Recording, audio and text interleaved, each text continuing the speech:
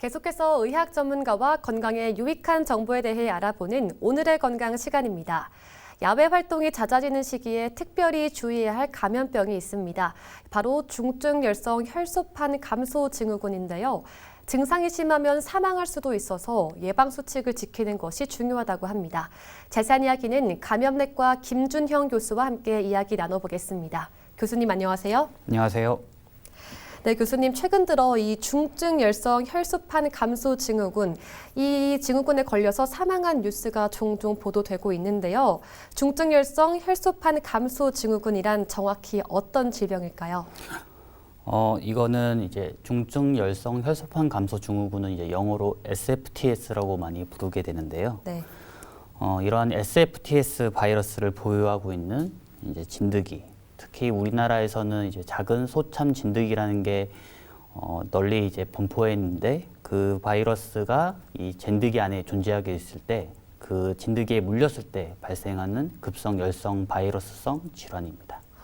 그럼 이 중증열성 혈소판 감소 증후군이라는 이 병은 한국에서 좀 많이 발병하나요? 이 SFTS 바이러스가 처음으로 이제 발견된 것은 이제 2009년도에 중국 중부지방에서 이제 발견이 되었는데, 그래서 이제 신종으로 이제 확인된 바이러스고, 이것이 이제 2012년에 우리나라에서 처음으로 이제 확인이 되었습니다. 그래서 이제 발생하고 있는 국가는 이제 우리나라하고 중국 그리고 일본에서만 이제 발생하고 있는 상황입니다. 그렇다면 우리나라에서 한 어느 정도의 환자가 발생을 했었나요, 지금까지? 이제 2013년도에 이제 2013년도에 36명의 환자가 이제 처음으로 발생했고, 네. 그 이후에 이제 지난 5년간의 이제 평균으로 발생하는 환자 수를 약간 평균을 내보자면 한 해에 200명 정도의 환자가 이제 발생하고 있습니다. 네, 이게 참 치사율이 높은 위험한 질환인데 주로 어떻게 감염되나요? 이제 치사율이 높다고 말씀해 주셨는데, 네.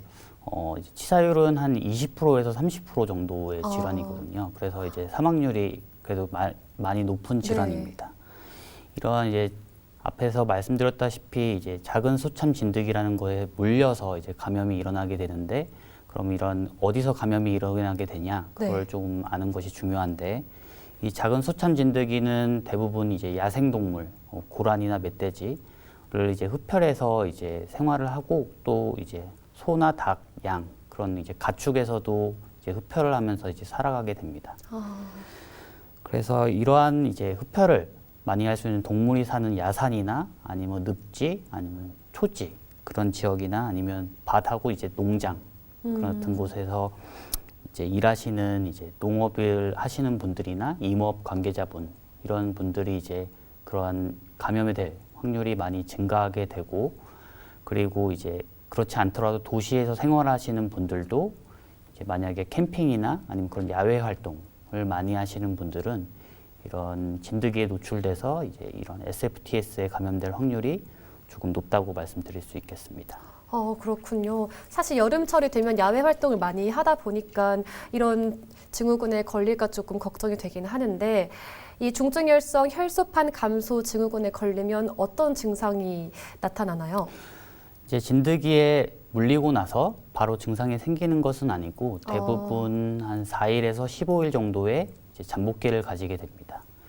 이러한 잠복기 시기에는 이제 호소하는 증상은 없게 되고, 이런 잠복기 이후에 증상이 생기게 되는데, 처음에 발생한 증상들은 대부분 뭐 발열이라든지 고열, 아니면 두통, 아니면 전신적인 이제 근육통, 네. 아니면 이런 비특이적인 증상이 초반에 이제 나타나게 되는데, 그런 증상이 생기고 나서 이제 한 환자의 반수에서는 소화기계 증상이 생기게 됩니다. 여기서 말하는 소화기계 증상이라는 것은 뭐 오심이라든지 구토, 설사, 복부 통증을 얘기하게 되는데, 그래서 이제 초기가 지나고 나서 이제 소화기 증상이 있어서 오신 분들은 이런 초기에는 소화기계 감염을 이제로 우인되기도 합니다. 만약 이런 증상들을 좀 가볍게 넘기고 지나가게 되면은 이제 사망할 수 있게 되는 뭐 그런 뭐 시간 있나요?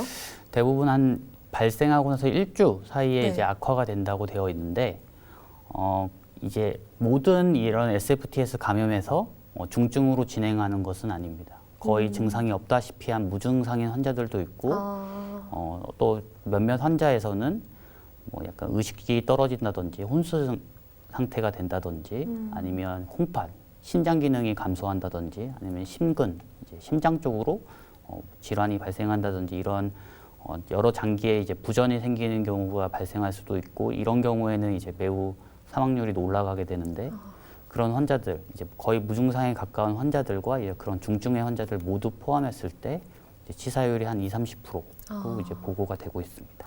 그렇군요. 중증열성 혈소판 감소 증후군의 경우에는 그럼 치료 방법이 어떻게 되나요? 이러한 중증 열성 SFTS 같은 경우에는 네. 사실 현재까지 이제 개발된 치료제가 있는 상황은 아닙니다. 또한 네. 그 질환을 예방할 수 있는 이제 예방 백신 같은 것도 아직 개발이 안 된 상태인데 그래서 현재 치료는 대부분 이제 대증적인 치료라고 해서 이제 그 증상에 맞는 치료를 시행하게 됩니다. 우리가 흔히 말하는 이런 대증적 치료라는 것은 환자가 이제 뭐 수분 부족이 있거나 전해질 불균형이 일어난다면 거기에 맞춰서 이제 수분 공급이라든지 전해질 불균형을 교정해 주는 것을 이제 공급해 준다든지 그런 치료를 하게 되고 환자가 이제 혈압이 떨어진다면 혈압 강화제를 쓴다든지 네. 그리고 말씀드렸다시피 이제 혈소판 수치가 많이 떨어지는 질환이기 때문에 혈소판 수치가 떨어진다는 것은 몸에서 이제 응고작용을 잘 못하는 그런 상황이 발생할 수 있는 상황을 얘기하는 건데 그래서 환자가 출혈 경향을 보이게 된다면 수혈 치료를 한다든지 이런 치료를 시행하는 것을 이제 대증적 치료라고 하게 됩니다. 사실 좀 궁금한 게 이렇게 물리게 되면은 뭐 자국의 특징이라던 게 있을까요? 사실 여름철에는 모기도 많이 물리잖아요. 그런 거와 비교해서 좀 차이점이 있나 싶은데요. 이제 쯔쯔가무시증과 이제 SFTS의 차이의 측면을 조금 살펴봐야 될 것 같은데요. 네. 이제 쯔쯔가무시증은 이제 진드기에 물리게 되면 네. 이제 검은색 가피가 이제 생기게 됩니다.